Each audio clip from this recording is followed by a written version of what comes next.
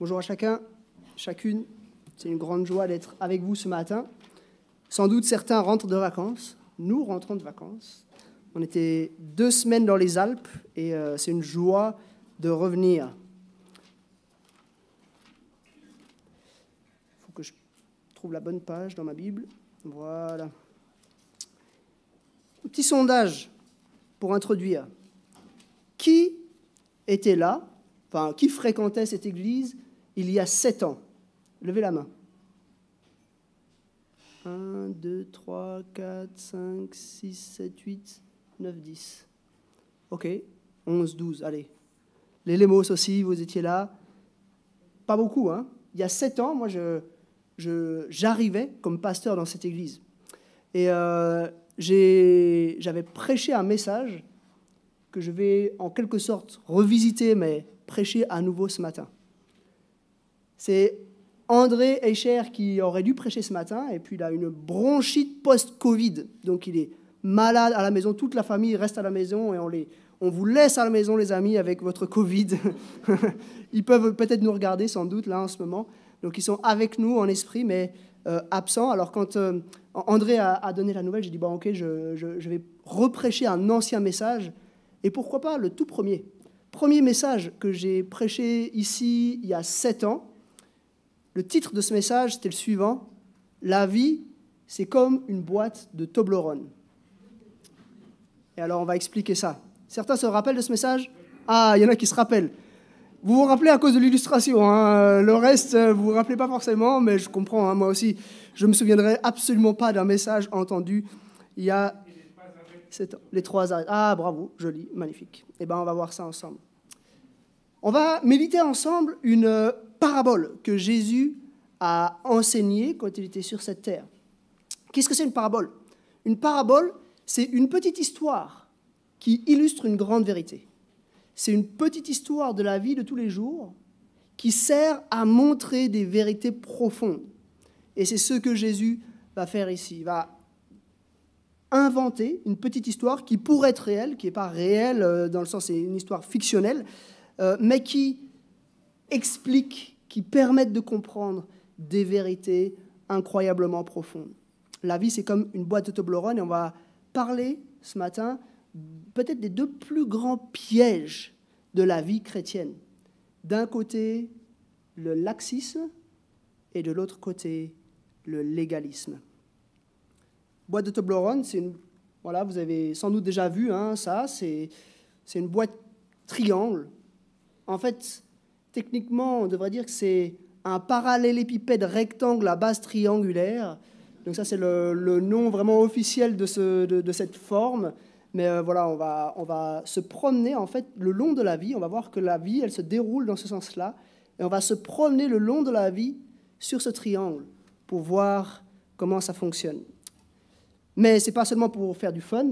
Cette idée d'illustration de la boîte de Toblerone, elle vient de Luc, chapitre 15. C'est la fameuse parabole du père et des 2 fils, ou du fils prodigue qu'on entend parfois. Luc, chapitre 15, à partir du verset 11.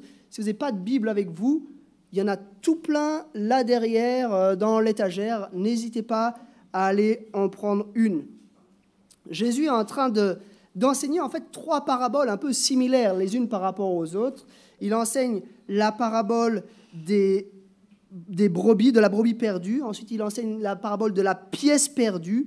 Et puis la 3e, qui est la plus développée des 3, mais qui un peu va dans le même sens, il enseigne la parabole des fils perdus. Je vais lire le texte, et ensuite on va parcourir notre Toblerone ensemble. Donc il s'agit de Jésus, hein. Il dit encore: un homme avait 2 fils. Le plus jeune dit à son père: mon père, donne-moi la part de l'héritage qui doit me revenir. Le père leur partagea alors ses biens. Peu de jours après, le plus jeune fils ramassa tout et partit dans un pays éloigné où il gaspilla sa fortune en vivant dans la débauche. Luc 15, on en est au verset 14. Alors qu'il avait tout dépensé, une importante famine survint dans ce pays et il commença à se trouver dans le besoin. Il alla se mettre au service d'un des habitants du pays qu'il envoya dans ses champs garder les porcs. Il aurait bien voulu se nourrir des caroubes que mangeaient les porcs, mais personne ne lui en donnait. Il se mit à réfléchir et se dit « Combien d'ouvriers chez mon père ont du pain en abondance? Et moi, ici, je meurs de faim. Je vais retourner vers mon père et je lui dirai « Père, j'ai péché contre le ciel et contre toi. Je ne suis plus digne d'être appelé ton fils. Traite-moi comme l'un de tes ouvriers. » Il se leva et alla vers son père. Alors qu'il était encore loin, son père le vit et fut rempli de compassion. Il courut se jeter à son cou et l'embrassa. Son fils lui dit « Père, j'ai péché contre le ciel et contre toi. Je ne suis plus digne d'être appelé ton fils. » Mais le père dit à ses serviteurs « Apportez vite le plus beau vêtement et mettez-le lui. Passez-lui un anneau au doigt et mettez-lui des sandales aux pieds. Amenez le veau qu'on a engraissé, tuez-le, mangeons et réjouissons-nous, car mon fils que voici était mort et il est revenu à la vie. Il était perdu et il est retrouvé. » Et ils commencèrent à faire la fête. Or, le fils aîné était dans les champs. Lorsqu'il revint et approcha de la maison, il entendit la musique et les danses. Il appela un des serviteurs et lui demanda ce qui se passait. Le serviteur lui dit « Ton frère est de retour et ton père a tué le veau engraissé parce qu'il l'a retrouvé en bonne santé. » Le fils aîné se mit en colère et il ne voulait pas entrer. Son père sortit le supplier d'entrer. Mais il répondit à son père « Voilà tant d'années que je suis à ton service, sans jamais désobéir à tes ordres, et jamais tu ne m'as donné un chevreau pour que je fasse la fête avec mes amis. Mais quand ton fils est arrivé, celui qui a mangé tes biens avec des prostituées, pour lui, tu as tué le veau engraissé. Mon enfant, lui dit le père, tu es toujours avec moi et tout ce que j'ai est à toi. Mais il fallait bien faire la fête et nous réjouir, parce que ton frère que voici était mort et il est revenu à la vie. Il était perdu et il est retrouvé. » Jusqu'ici, la lecture de la parole de Dieu. Une histoire bien connue, hein, même si vous n'avez jamais lu la Bible, même si vous avez une connaissance pratiquement nulle, quelque part dans la culture populaire, cette histoire du fils prodigue qui est parti, qui a tout dilapidé, et puis qui, quand il est au fond du gouffre, revient vers son père. C'est une histoire qui est connue, une histoire qu'on peut avoir entendue à une occasion ou une autre. Ce qu'on oublie souvent dans la parabole du fils prodigue, c'est qu'il n'y a pas que le fils prodigue. D'ailleurs, le premier verset nous met tout de suite en face de trois personnages. Un homme avait 2 fils. On aurait pu donner ça comme titre à ce message. Hein. Un homme avait 2 fils. Et on va étudier maintenant chacun de ces 3 personnages qui va correspondre à chacune des 3 arêtes de notre Toblerone. Premièrement, le fils cadet. Celui qu'on appelle le fils prodigue. Un enfant qui va faire un affront à son père. Il va demander son héritage de son vivant. Alors aujourd'hui, on peut dire, bon, demander l'héritage, ce serait très mal vu, ça ferait bizarre, mais ce serait encore concevable. Mais dans la culture de l'époque, c'était vraiment cracher au visage de son père. C'était vraiment quasiment dire à son père qu'on souhaitait sa mort. Et ce fils cadet demande l'héritage à son père. Aujourd'hui, on peut faire hériter de son vivant. Parfois, c'est stratégique pour diverses raisons fiscales ou autres. Mais à l'époque, c'était vraiment quelque chose de terrible. Et le père le fait. Il donne sa part et aussitôt, peu de jours après, hein, nous dit le verset 13, le plus jeune fils ramassa tout et partit dans un pays éloigné. Et là, ça va être le début de la dégringolade. Au début, c'est super. Le fils gaspille la fortune en vivant dans la débauche, grande fête, mais on voit que rapidement, les choses deviennent catastrophiques. Premièrement, la famine qui arrive. Deuxièmement, ce fils qui était le fils d'un riche propriétaire. Il doit se mettre au service de quelqu'un d'autre. Et puis, on enfonce le clou un peu plus loin, c'est que, troisièmement, il doit aller garder des porcs. Alors, on se dit, bon, garder des porcs, pourquoi pas? Il était berger, techniquement. Mais il faut se mettre dans la pensée juive de l'époque. Le porc, c'est un animal impur. Donc, il n'y avait quasiment pas de porcs, probablement, en Israël. Hein. C'était les nations voisines qui élevaient des porcs. Mais garder des porcs, c'était vraiment un travail, on peut dire, tout en bas de l'échelle sociale. Quatrièmement, la faim. Une faim si terrible qui désire même manger la nourriture que mangent ces porcs. On voit vraiment voilà, cette dégringolade progressive où ce fils prodigue, il est au fond du trou. Et puis, au fond du trou, c'est au verset 17, tout d'un coup, dans cette position difficile, il se mit à réfléchir et dit. Et tout d'un coup, depuis sa situation précaire, sa situation terrible, il est prêt à réfléchir. Et là, il réalise, il se dit, il y a des ouvriers chez mon père qui ont du pain en abondance et moi ici, je meurs de faim. Il se dit, je vais retourner vers mon père, non plus comme son fils, je ne le mérite pas, mais comme un ouvrier. Peut-être que mon père daignera m'engager comme ouvrier. Et puis, il répète même un peu dans sa tête le discours. Tu sais, c'est un petit peu comme on voit des fois dans les films des gens qui se mettent devant le miroir et puis qui répètent un discours avant d'aller le dire. Et lui, il répète le discours avant d'aller parler à son père. Il va dire, « Père, j'ai péché contre le ciel et contre toi. Je ne suis plus digne d'être appelé ton fils. Traite-moi comme l'un de ses ouvriers. » Il a son scénario bien en tête et on note au passage qu'il reconnaît dans cette phrase, hein, « J'ai péché contre le ciel et contre toi ». Il reconnaît qu'il n'a pas seulement offensé son père, il a offensé Dieu lui-même. Il a désobéi à la loi de Dieu, hein, « Honore ton père et ta mère ». Il a fait quelque chose qui déplaît à Dieu à ce moment-là. Et il reconnaît qu'en fait, toute faute, elle est d'abord commise contre Dieu. Elle est aussi commise, en l'occurrence, contre son père. Et nous aussi, une faute elle va souvent affecter des personnes. On doit souvent demander pardon à des personnes. Mais il reconnaît que, premièrement, sa faute, elle est envers Dieu. Et puis, à partir de là, à partir du fond du trou, le fils va remonter la pente, en quelque sorte. Il se lève, il va vers son père. Et là, le miracle s'opère.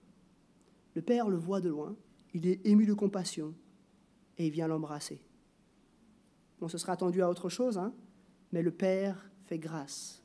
Et alors là, le fils sort son discours, hein, « Père, j'ai péché contre le ciel et contre toi, je ne suis plus digne d'être appelé ton fils ».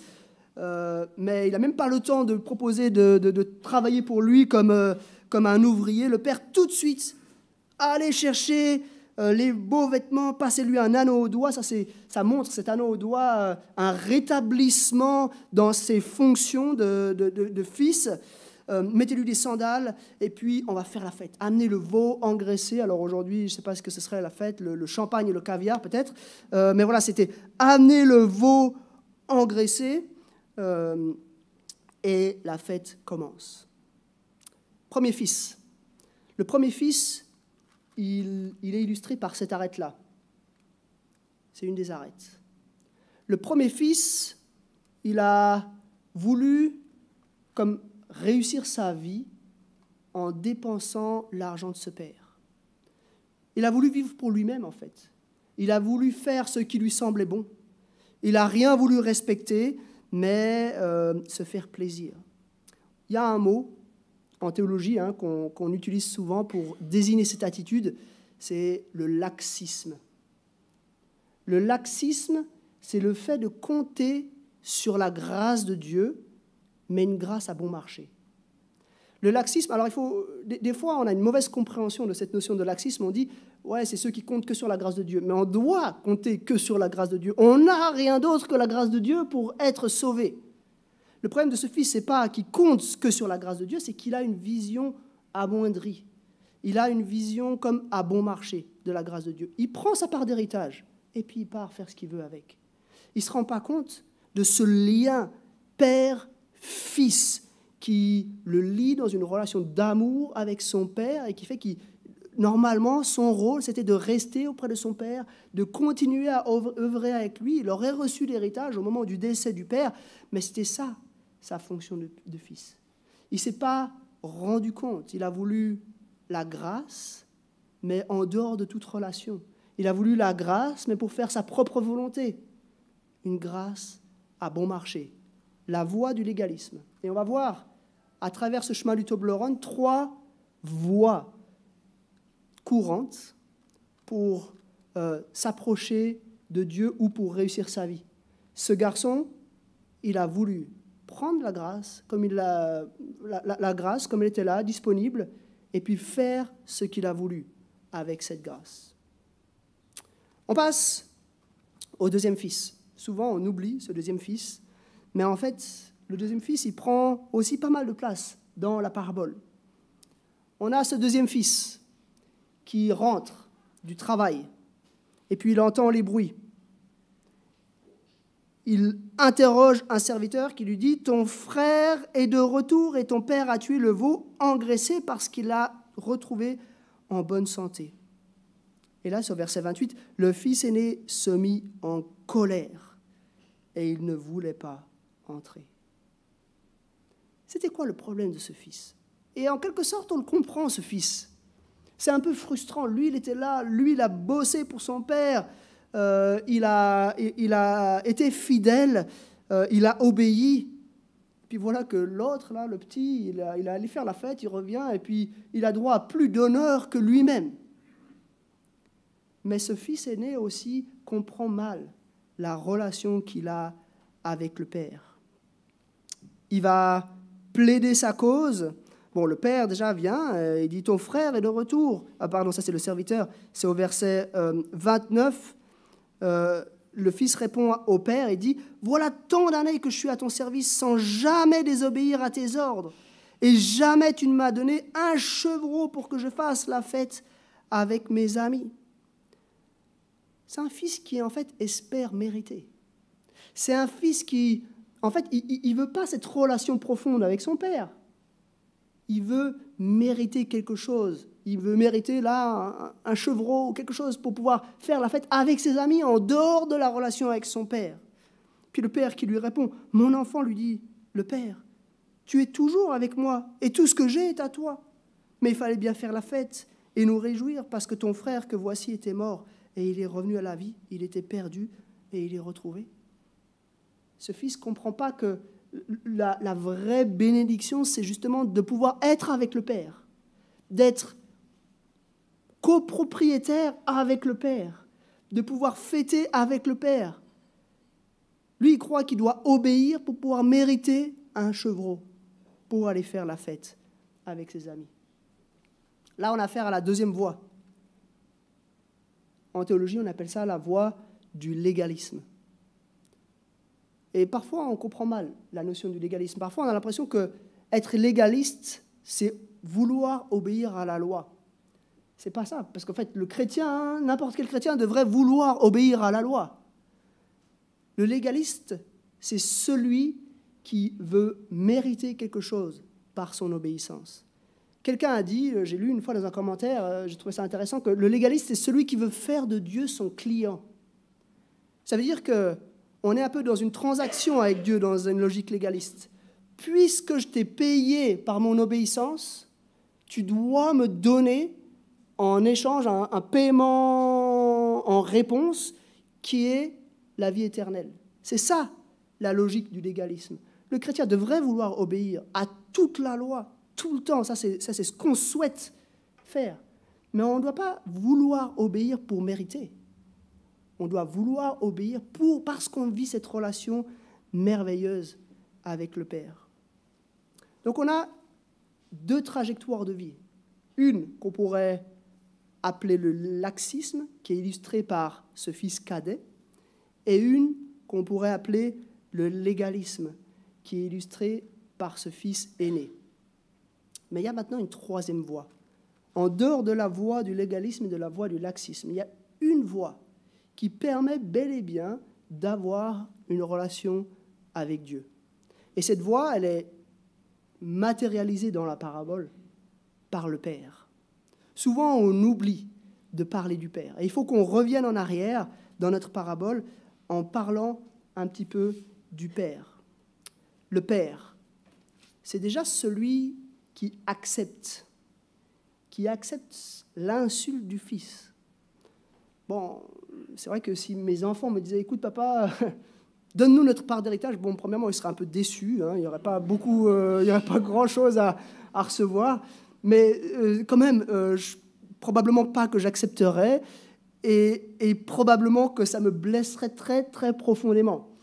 Même dans notre culture, hein, ce n'est pas quelque chose qu'on envisagerait. Il arrive parfois que les parents choisissent de faire don de leur vivant, voilà, comme j'ai dit tout à l'heure, pour différentes raisons, mais que les enfants eux-mêmes exigent leur part d'héritage, on se rend compte que c'est profondément tordu, c'est profondément malveillant à l'encontre des parents.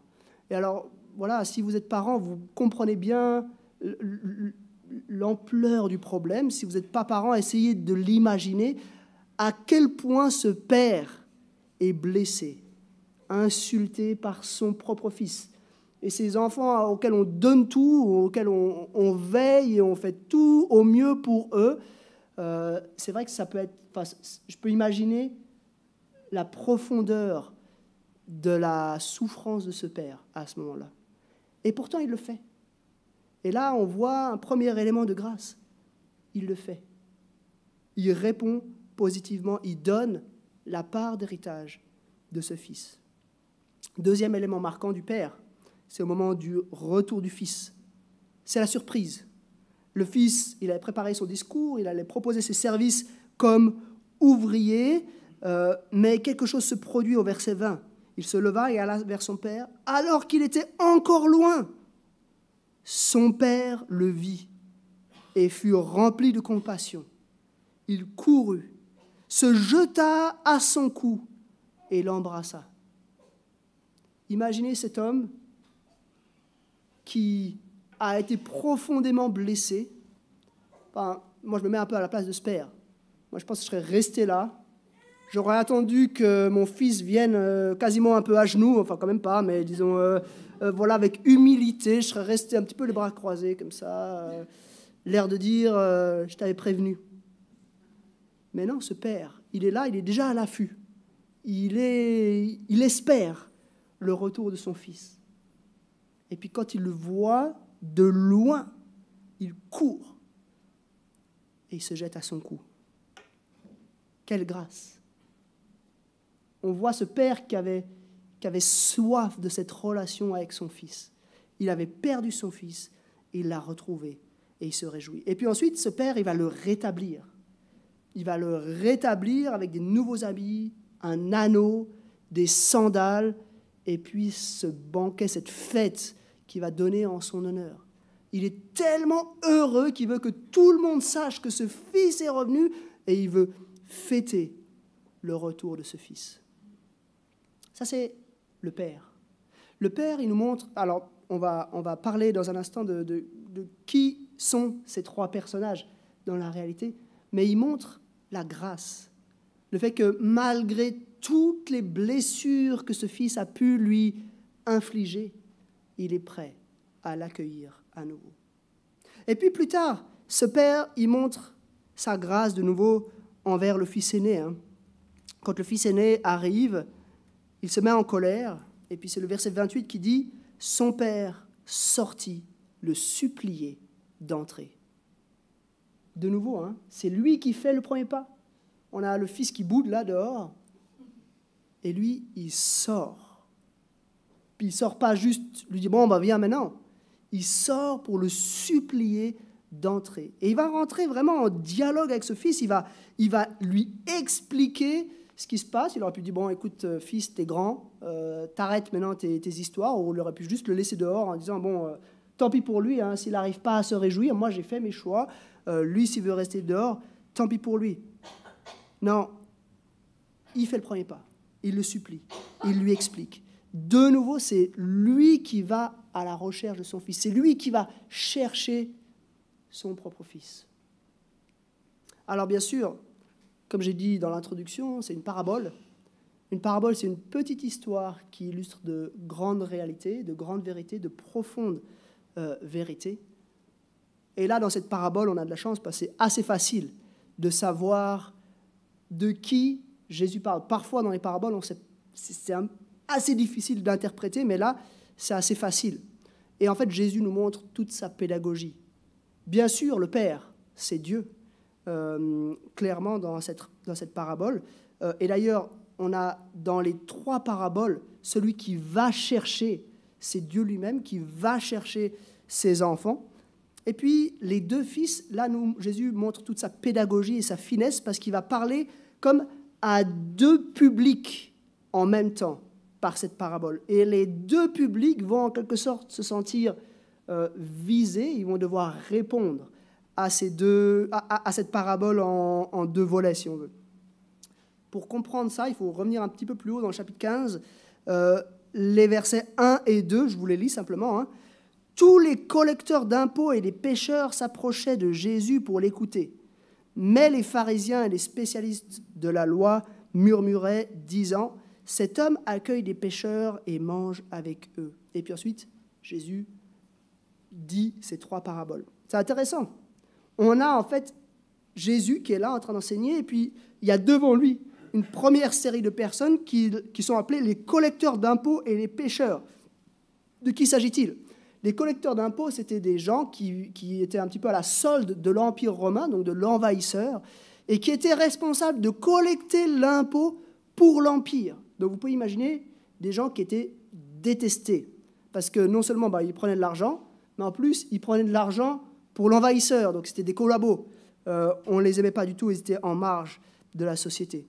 Puis c'était des gens souvent qui se servaient assez grassement, donc ils n'étaient pas lésés dans l'histoire. Ce n'était pas juste par amour pour l'Empire qu'ils le faisaient, non, c'était parce qu'ils voulaient faire de l'argent. Donc des gens, on pourrait dire, pas irréprochables du tout. Et puis on a les pêcheurs. Les pêcheurs, ce n'est pas des pêcheurs de poissons, hein, c'est des pêcheurs, des gens qui pêchent, donc des pêcheurs notoires. Ce n'est pas parce qu'on est tous pêcheurs, ça c'est la Bible qui nous le dit, on est tous incapables d'obéir à la loi dans sa totalité. Mais ici, il s'agit vraiment de pécheurs notoires, reconnus comme tels au sein de la société de l'époque, et du coup des gens vraiment mal vus. Jésus leur parle. Et bien sûr, ces gens vont s'identifier dans quel fils ? Dans le fils cadet, n'est-ce pas ? Ils savent qu'ils sont loin de Dieu. Ils savent que leur situation est désespérée. Et Jésus est en train de leur dire, regardez, il y a une autre voie qui existe. Il y a une voie de la grâce. C'est des gens qui ont voulu prendre leur part d'héritage et puis faire ce qu'ils voulaient avec, ils voulaient vivre la vie qu'ils voulaient. Et Jésus leur dit, si vous êtes au fond du trou, comme ce fils cadet, vous pouvez revenir au Père. Vous pouvez revenir, reconnaître, j'ai péché contre le ciel et contre toi, prends-moi comme un ouvrier. Et Jésus leur fait comme une promesse ici, une promesse magnifique. Tu vas pouvoir être rétabli comme fils. Dieu va t'adopter. Tu vas pouvoir à nouveau bénéficier de toutes les bénédictions qui sont liées à ce statut de fils. C'est une espérance monumentale que Jésus laisse à ses collecteurs d'impôts et ses pécheurs. Puis au fond de la salle, il y a ceux qui murmurent, les pharisiens et les spécialistes de la loi. Les pharisiens et les spécialistes de la loi, alors des fois nous on diabolise un peu ces gens-là, mais en fait c'était des gens qui étaient pieux, hein, c'était des gens qui voulaient obéir à Dieu par bien des aspects. Les pharisiens, c'était une sorte de parti religieux politique. À l'époque, c'était un parti assez important en Israël, qui avait vraiment à cœur d'obéir à la loi. Mais ils avaient tellement à cœur d'obéir à la loi qu'ils avaient comme construit un mur, on dit des fois une haie ou un mur d'enceinte autour de la loi. Ça veut dire qu'ils avaient édicté des lois plus strictes encore que les lois de la Bible, avec cette idée un petit peu, si on faute, on sera un peu dans la zone sécurisée, on n'aura pas encore désobéi à la loi, on sera dans la zone de la loi un petit peu stricte que nous, on a mis en place, et du coup, on ne sera encore pas pris en faux devant Dieu. Le problème, c'est que petit à petit, parmi ces pharisiens, s'est construit justement une culture légaliste, où on s'est considéré comme au-dessus des autres. au-dessus de la norme, comme méritant quelque chose, comme en fait, Dieu, on a été comme sympa avec toi, on a bien obéi, on a même souvent encouragé les autres à obéir, ou forcé les autres à obéir, ou alors dénoncer ceux qui n'obéissaient pas. Et du coup, voilà, tu nous dois l'appareil, tu dois nous accueillir dans ton royaume. Et puis les spécialistes de la loi, pareil, il y avait d'ailleurs certains qui étaient dans les deux, qui étaient des spécialistes de la loi et des pharisiens, des gens qui connaissaient la loi, des gens qui obéissaient scrupuleusement à la loi, mais qui n'avaient pas compris la grâce. Et pour cela, je pense que la fin de la parabole devait être un peu la douche froide. Parce qu'évidemment, s'ils étaient honnêtes, ils devaient se reconnaître dans l'histoire de ce fils aîné. C'est eux qui ont obéi. C'est eux qui ont obéi, puis qui font partie d'une tradition de gens qui obéissent, qui est maintenant date de plusieurs siècles en arrière. C'est ceux qui ont fait ce que Dieu demandait. Ils méritent de participer au banquet. Et ils sont un peu en colère, parce que Jésus vient avec cette grâce. Ils n'ont pas compris que eux aussi ne méritent rien. Eux aussi sont au bénéfice de cette relation avec le Père, s'ils le souhaitent. Ils peuvent entrer. Et ce que je trouve intéressant dans cette parabole, je ne sais pas si vous avez remarqué, c'est qu'on connaît le dénouement de l'histoire pour le fils cadet. Le fils cadet, il revient vers le Père. Il y a la fête qui commence, il fait partie de la fête. Pourquoi ? Parce que c'est la bonne nouvelle pour tous ces collecteurs d'impôts et ces pécheurs. Eux, ils avaient besoin d'entendre ça. Mais peut-être vous avez remarqué que pour le fils aîné, on ne connaît pas le dénouement de l'histoire. Le fils aîné, à la fin, il reste dehors, un peu en mode « comment tu vas réagir ?» Et c'est un peu comme si Jésus lance la question aux collecteurs d'impôts et aux pharisiens et aux spécialistes de la loi. Il leur lance un peu la question « Bon les gars, vous êtes dehors, vous pouvez rentrer. Est-ce que vous allez apaiser votre colère et revenir ? Ou est-ce que vous allez continuer à ruminer sur ce que vous devriez supposément mériter en restant dehors ? » Ce Père, il nous montre une voie de la grâce. C'est la voie qui est en dessus du Toblerone.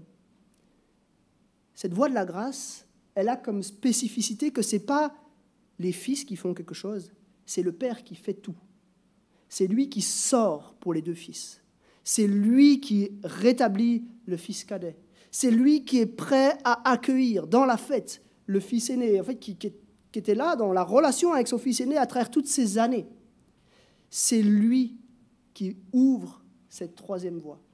Moi, pendant longtemps, j'avais eu un peu cette idée que, en fait, la vie chrétienne devait se vivre comme dans une forme d'équilibre entre le laxisme et le légalisme, où en fait, dans certaines situations, il fallait plutôt pencher du côté de la grâce, et puis dans d'autres situations, il fallait plutôt pencher du côté de la loi, et puis comme ça, avec une sorte d'équilibre un peu 50-50, on allait pouvoir tracer notre route chrétienne. Ce texte nous dit que non, ce n'est pas dans un équilibre. C'est réellement dans une troisième option, dans une troisième voie, qu'on va pouvoir s'approcher de Dieu. Le problème avec la notion de l'équilibre, c'est qu'on fait un peu les choses comme elles nous arrangent. On va souvent considérer, par exemple, que certains péchés doivent être traités par la loi et certains par la grâce.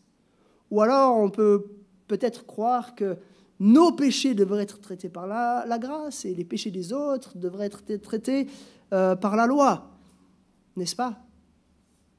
Mais ce que ce texte nous dit, c'est que c'est en fait jamais par nos propres efforts qu'on peut arriver à s'approcher de Dieu. On a besoin que quelqu'un ouvre cette troisième voie, cette voie de la grâce. On a besoin non pas de se trouver, vous voyez, ici, au point d'équilibre entre la grâce, entre la loi et la grâce. Enfin, la loi et la grâce à bon marché, c'est plutôt ça que je devrais dire. Mais on a besoin de se trouver ici et de courir sur l'arête, dans cette idée de la vraie grâce, la grâce que Christ est venu accomplir pour nous. Alors maintenant, on en vient à nous, aujourd'hui, 2022. Moi, je ne sais pas où vous êtes, mais j'aimerais donner quelques conseils. Si vous êtes là, si vous êtes là, si vous êtes là, ou si vous êtes là. Peut-être que vous êtes du côté du laxisme. Vous vous rendez compte que vous avez négligé les bénédictions de Dieu. Vous vous rendez compte qu'en fait, vous avez pris tout ce que Dieu pouvait vous donner, mais en fait, en vrai, vous en foutez. Vous avez vécu la vie que vous vouliez depuis toujours, et puis vous n'êtes pas vraiment soucié de Dieu et des promesses qu'il nous fait. Moi, j'ai une bonne nouvelle pour vous. La bonne nouvelle, c'est que la mauvaise nouvelle, c'est que vous êtes sur cette voie-là, donc vous n'allez pas rencontrer Dieu au bout du chemin. La bonne nouvelle, c'est que cette ascension ici, pour monter au sommet, elle est possible. Ce n'est pas un précipice insurmontable, c'est une ascension qui est possible. Mais elle est possible à une seule condition. C'est que celui qui a tracé cette voie vous y amène. Il faut que Christ ait payé pour vos péchés. Il faut que vous reconnaissiez, que nous reconnaissions que Christ a payé pour nos péchés, qu'il est mort pour payer à notre place, qu'il nous a donné sa justice pour pouvoir remonter ici, sur cette voie de la grâce. Il se peut aussi que vous soyez déjà chrétien, mais qu'à un moment donné, depuis la voie de la grâce, vous ayez dégringolé dans la voie du laxisme. Ça arrive. La bonne nouvelle, c'est que ce bon berger, ce père de la parabole, il est prêt à nous laisser revenir. Il est prêt, si nous lui demandons pardon, si nous revenons avec humilité comme ce fils prodigue qui revient en disant « J'ai péché contre le ciel et contre toi ». Il est prêt à nous laisser remonter. Mais il faut qu'on vive cette même humiliation du fils. Une fois qu'on reconnaît qu'on est au fond du trou, qu'on n'a plus rien à offrir et qu'on revienne au Père. Il est prêt à cela. Il faut qu'on reconnaisse ces choses-là. Maintenant, il se peut que tu sois de l'autre côté, dans la voie du légalisme. Bon, ça peut prendre plusieurs formes, cette voie du légalisme. Ça peut prendre une forme du type moi, je suis quand même quelqu'un de pas trop mal, n'est-ce pas? Je n'ai pas commis de grands péchés dans ma vie. J'ai mené une vie relativement honnête et je crois que Dieu va m'accueillir auprès de lui. J'ai une mauvaise nouvelle. En fait, ce ne sera pas le cas. Dieu ne va pas t'accueillir si tu n'es pas trop mal. Dieu va t'accueillir dans une seule situation, c'est si tu es absolument parfait. Aïe. Qui est absolument parfait? Jésus seul. C'est le seul qui est absolument parfait. Et ça signifie quoi? Ça signifie que là aussi, si tu es dans cette voie-là du légalisme, si tu as mené une vie pas trop mal, si tu n'as pas trop fait de bêtises, tu as toi aussi besoin d'être hissé par le Père sur la voie de la grâce. Tu as toi aussi besoin de, comme le fils cadet, comme le fils aîné, ravaler ta colère et dire c'est vrai, en fait je suis comme ce fils cadet, j'ai péché contre le ciel et contre toi, j'avais une mauvaise attitude depuis le début, j'avais voulu profiter de tes bénédictions, mais à mes propres bénéfices, non pas pour pouvoir simplement vivre cette relation d'amour avec toi. On a besoin d'être hissé sur la voie de la grâce. On a besoin de reconnaître que c'est en Christ seul que se trouve notre salut. Maintenant, comme j'ai dit, il se peut que tu te trouves quelque part là, un peu avec l'idée que tu as besoin de trouver un équilibre entre la loi et une grâce à bon marché, et puis que tu vas pouvoir un petit peu t'en sortir comme ça. Le problème, c'est justement cette idée, comment on juge, comment on juge si une chose a besoin d'être traitée par la grâce à bon marché ou par la loi. C'est un peu compliqué. Et puis le problème, c'est que tu vas rester là, en bas, et tu ne vas pas pouvoir t'approcher de Dieu parce que tu veux quand même essayer de t'approcher par une espèce de bricolage fait de ton propre cru. Impossible. Tu as besoin de connaître Christ. Tu as besoin de monter sur l'arête pour pouvoir le connaître lui. Et puis finalement, j'aimerais parler à ceux qui sont sur l'arête, ceux qui courent leur vie chrétienne actuellement sur l'arête. Faisons attention à bien rester sur l'arête. Et comment faire pour bien rester sur l'arête? Il faut regarder à Christ. C'est lui qui nous a hissés sur cette arête, c'est lui qui nous guide sur cette arête, et c'est lui qui va nous amener à terme. C'est justement pas en essayant par nos propres forces de rester là, mais c'est en suivant celui qui est notre guide. C'est en courant la vie chrétienne à sa suite, les yeux rivés sur lui, sur la croix, sur la résurrection, sur ce qu'il a accompli pour nous, que nous pourrons vivre cette vie qui plaît à Dieu et qui nous amènera dans la vie éternelle.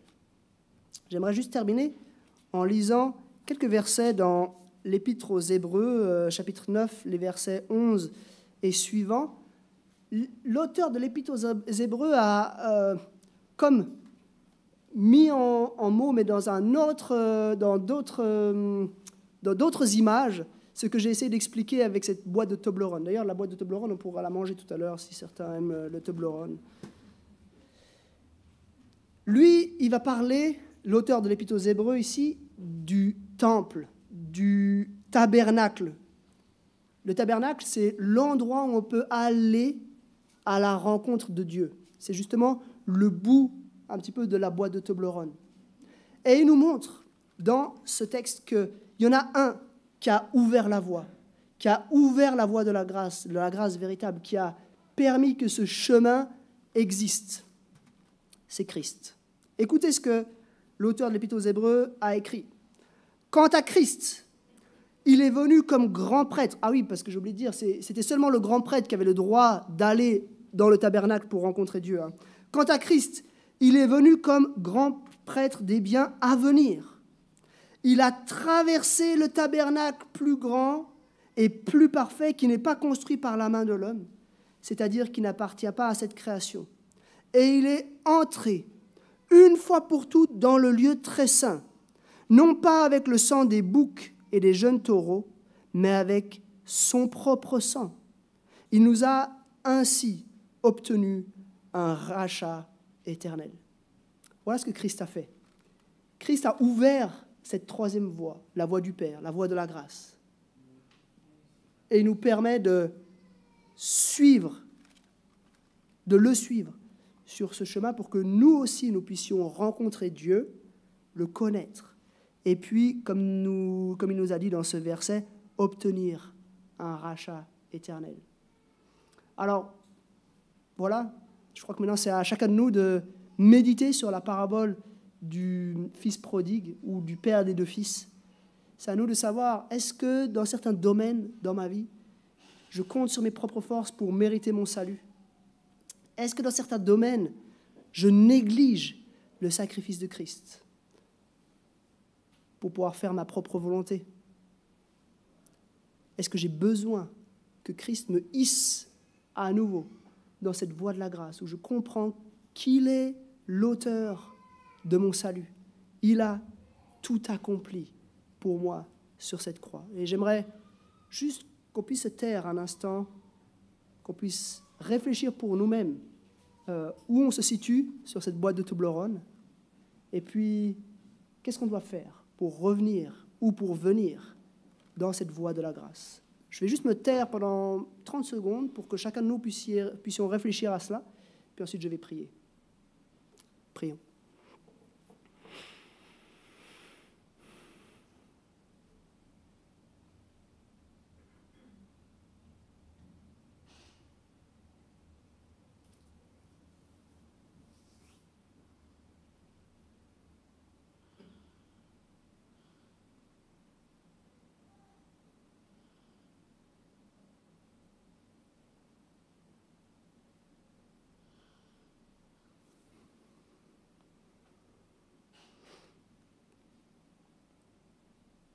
Seigneur, on veut te remercier pour cette voie de la grâce que tu as ouverte à la croix.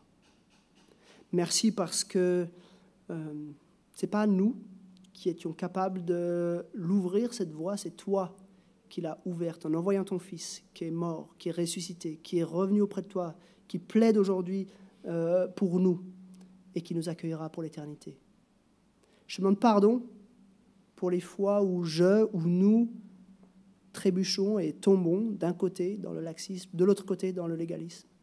Et je te demande de nous aider à garder les yeux fixés sur toi, à garder cette croix comme au centre de notre vision pour te suivre sur cette voie. Seigneur, merci parce que on n'a pas quelque chose à accomplir, à faire, on a seulement à te faire confiance et à te suivre pour pouvoir marcher vers la vie éternelle. Seigneur, merci pour toutes les bénédictions incroyables que tu nous donnes. Je te prie et je t'adore dans le nom de Jésus. Amen.